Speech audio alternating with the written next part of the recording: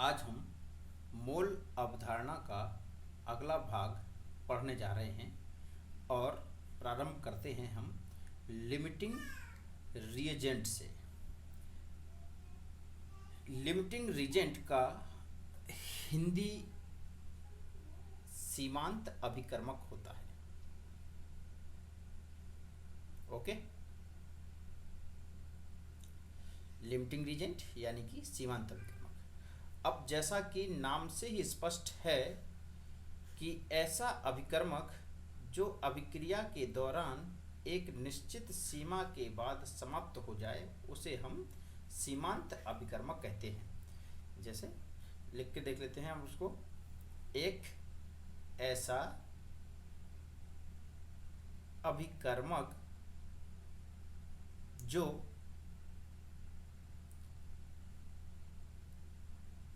अभिक्रिया के दौरान एक निश्चित समय या सीमा के बाद समाप्त हो जाए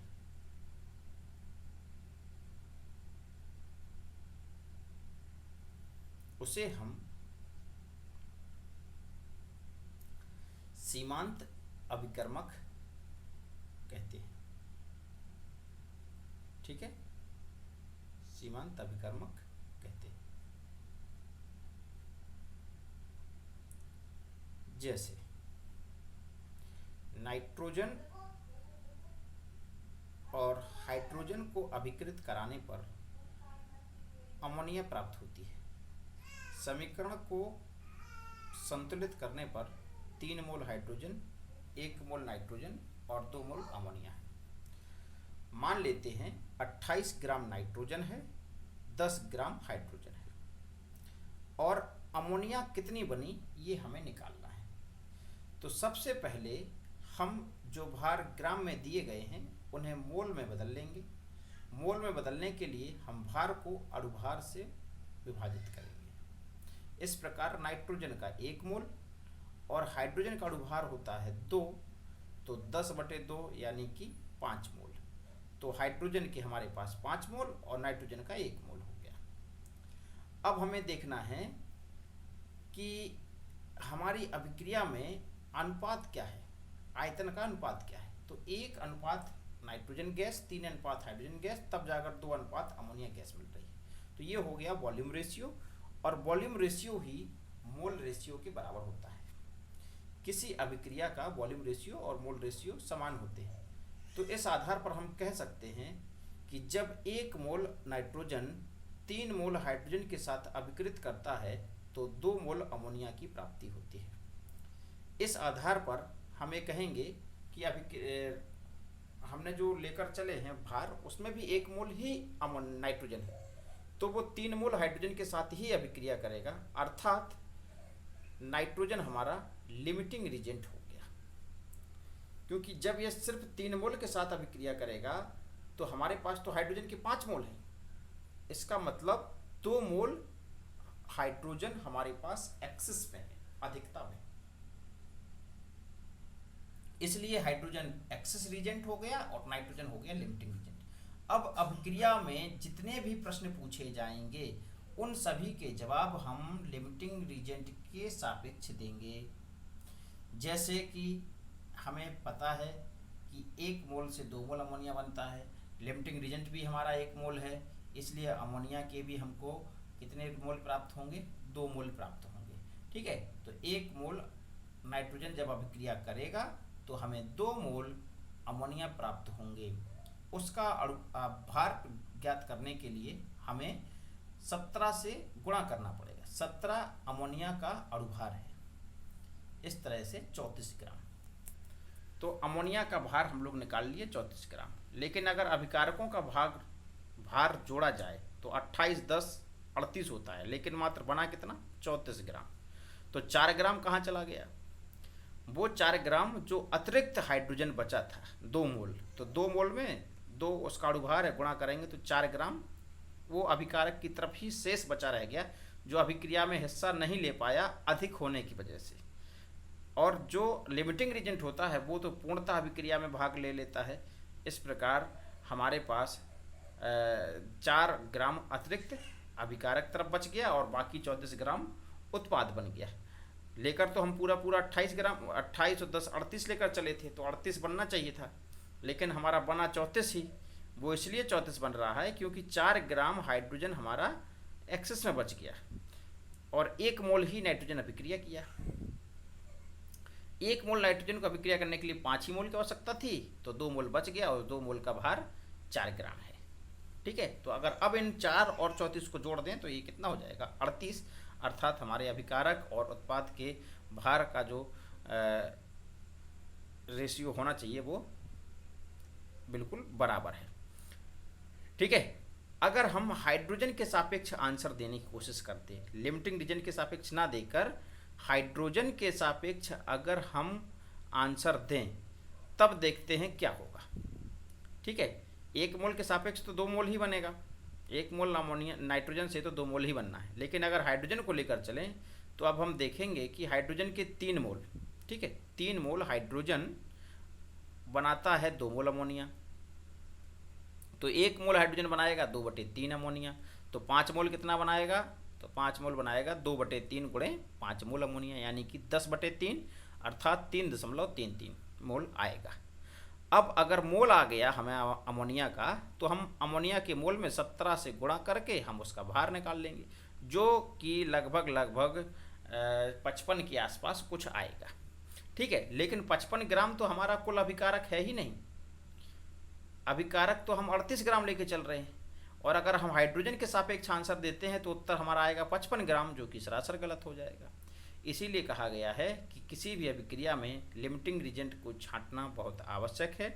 हम लिमिटिंग रीजेंट की पहचान करेंगे, लिमिटिंग रीजेंट के सापेक्ष ही हम किसी अभिक्रिया के में पूछे जाने वाले सवालों का जवाब देंगे। ठीक है, एक और उदाहरण ले लेते हैं। फिर से नाइट्रोजन, हाइड्रोजन और अमोनिया, ये भी असंतुलित है, इसको आप संतुलित कर लीजिए। संतुलित करेंगे तो कितने आ जाएंगे, 3 हाइड्रोजन और 2 अमोनिया। ठीक है, इस तरह से संतुलित हो गया। अब हम फिर से ले लेते हैं, यहाँ पर हमने ले लिया 14 किलोग्राम लिया है नाइट्रोजन और 10 किलोग्राम लिया है हाइड्रोजन। अब यहाँ पर एक चीज़ और, हम मोल भार को मोल में बदल सकते हैं, लेकिन ग्राम वाले को, और यहाँ पर भार जो दिया गया वो किसमें है, किलोग्राम में। मोल जो बदलते हैं वो गिवन मास किस में होना चाहिए, ग्राम में होना चाहिए, गिवन मास अपॉन मॉलिक्यूलर और एटॉमिक वेट। ठीक है, तो मोल को कन्वर्ट मास को मोल में कन्वर्ट करने के लिए जो मास होना चाहिए वो ग्राम में, हमारे पास किलोग्राम में है, तो सबसे पहले हम किलोग्राम को 1000 से गुणा करके ग्राम में बदल लेंगे, तो 14,000 और 10,000 हो जाएगा। अब हम इस ग्राम में अणुभार से भाग देकर मोल बदल लेंगे, 14,000/28, इधर कितना हो जाएगा, 10,000/2, यहाँ तो आ गया सीधा सीधा 5,000 मोल। इधर देखिए कट करने पर, कट कर दीजिए, वैसे ये लगभग आपका आएगा जो तो 500 मोल आएगा लगभग करीब, फिर भी हम कट करके देख लेते हैं।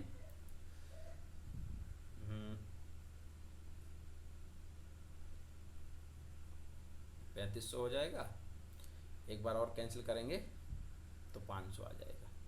ठीक है, तो पहले 7,000 आया, फिर 3500, 500, तो 500 मोल हमारा नाइट्रोजन है और 5,000 मोल क्या है, हाइड्रोजन। फिर से अनुपात देख लेंगे, 1:3:2 में अभिक्रिया चल रही है। तो अब फिर से हम देखेंगे कि हमारे पास 1 मोल नाइट्रोजन 3 मोल से अभिक्रिया करता है, तो 500 कितने से करेंगे, 1,500 से। 1,500 से अभिक्रिया कर भी लेंगे तो कितना बच जाएगा, 3500 बच गया। भाई 1 मोल 3 मोल से करता है तो 500 करेंगे 1,500 से, तो जो 3500 अतिरिक्त मोल बच गया, अब वो अभिकारक की तरफ ही रह जाएगा, वो अभिक्रिया में नहीं जाएगा। इसलिए हम आंसर हमेशा लिमिटिंग रीजेंट के हिसाब से देंगे। तो 500 मोल से कितना बन जाएगा, 1 से 2 बनता था, तो 500 से 1000 मोल। अब 1000 मोल अमोनिया बन गया तो उसमें हम अणुभार से गुणा कर देंगे उसके, तो आपका आंसर आ जाएगा 17,000। ठीक है, तो इस तरह से हमें पता चल गया कि भैया अमोनिया आपका कितना बन गया, 17,000 ग्राम अमोनिया प्राप्त हो गया आपको। कब? जब आपने किसी कंटेनर में 14 किलोग्राम नाइट्रोजन और 10 किलोग्राम हाइड्रोजन को अभिकृत कराया। किसी भी अभिक्रिया में जहां अभिकारक एक से अधिक हों तो वहां हम पहले अभिक्रिया में लिमिटिंग रीजेंट ढूंढते हैं और फिर लिमिटिंग रीजेंट के हिसाब से हम किसी भी अभिक्रिया में पूछे गए जितने प्रश्न हैं उन सभी का उत्तर लिमिटिंग रीजेंट LR की रिस्पेक्ट में ही निकालते हैं। तो इस तरह से आप लिमिटिंग रीजेंट का उपयोग कर सकते हैं और इस प्रश्न में जो आंसर है वो 17,000 ग्राम है। 5,000 के हिसाब से आप चलेंगे तो इतना अधिक आ जाएगा कि इतना आपका मास अभिकारकों के कुल मास के योग के बराबर शायद ना पहुंच पाए। ठीक है, तो लिमिटिंग रीजेंट के हिसाब से ही हम सही आंसर बता सकते हैं। ठीक, चौक चेंज कर लेते हैं।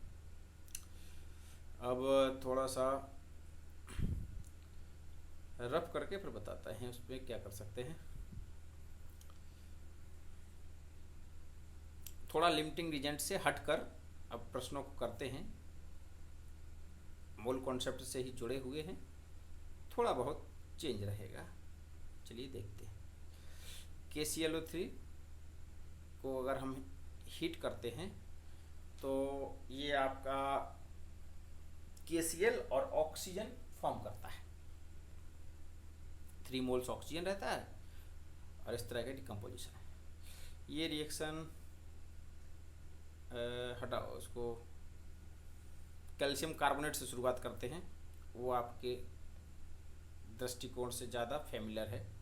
हम लोग इसको कक्षा 10वीं और 9वीं में भी पढ़ रखे हैं। कैल्शियम कार्बोनेट को भी हीट करते हैं तो ये भी थर्मल डिकम्पोजिशन ही है। जैसे KClO3 हो रहा था ठीक वैसे ही कैल्शियम कार्बोनेट को भी हीट करेंगे तो कैल्शियम ऑक्साइड और कार्बन डाइऑक्साइड गैस निकलेगी।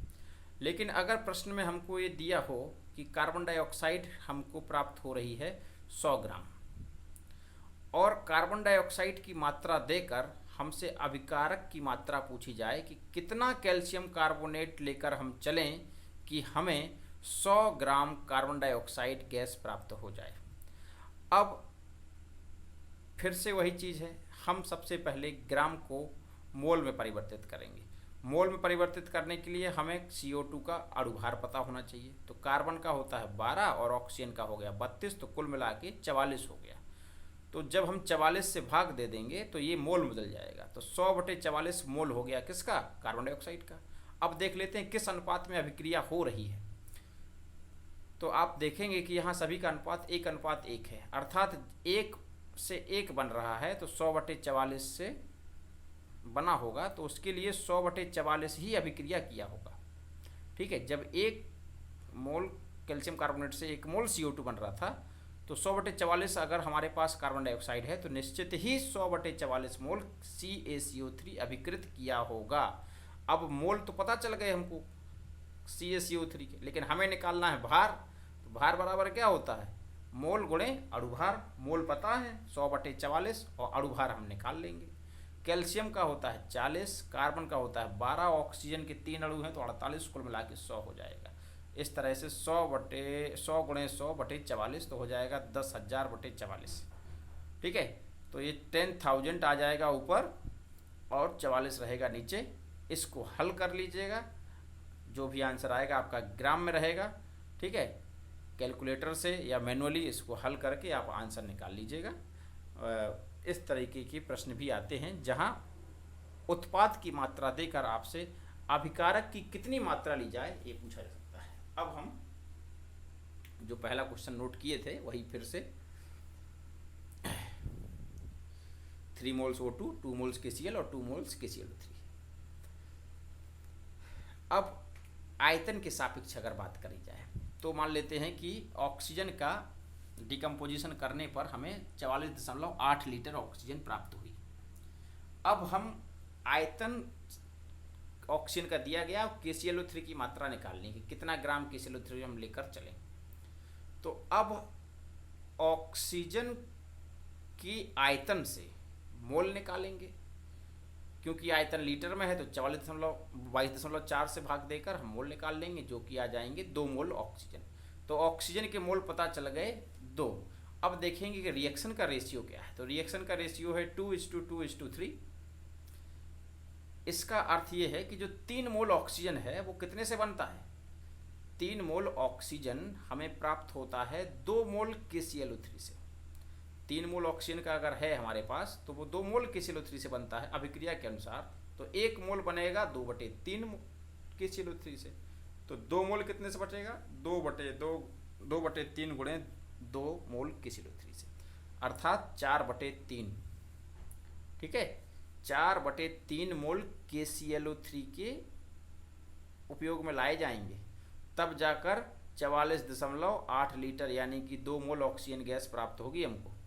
अब भार निकालना है, तो अभी तो मोल पता चले, भार निकालने के लिए KClO3 का भार पता होना चाहिए। K का हो गया 39, Cl का हो गया 35.5 और ऑक्सीजन का हो गया 48, कुल मिलाकर 122.5 हो जाएगा। तो 4/3 में हम 122.5 का गुणा करेंगे, तब जाकर 4/3 मोल KClO3 का भार प्राप्त होगा।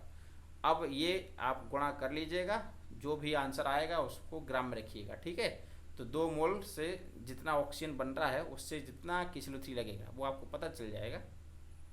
इसी तरह के प्रश्न आपको दिए जाएंगे और लिमिटिंग रीजेंट का खास ध्यान रखना है। जहाँ अभिकारक 1 से अधिक हैं वहाँ हम सबसे पहले ये चेक करेंगे कि अभिक्रिया में कितने